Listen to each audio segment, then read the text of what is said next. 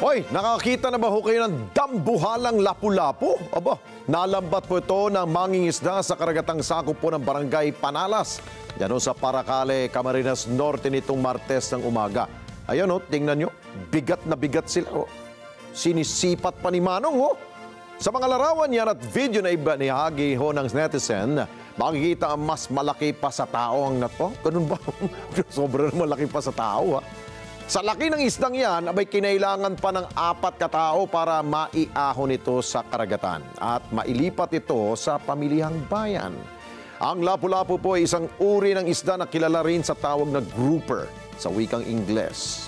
Isa ito sa popular na isda sa Pilipinas, lalo na kapag ito po'y niluluto na may sabaw, sarsa o di kaya inihaw. Ikaw, anong luto mo yung ganun kalaki?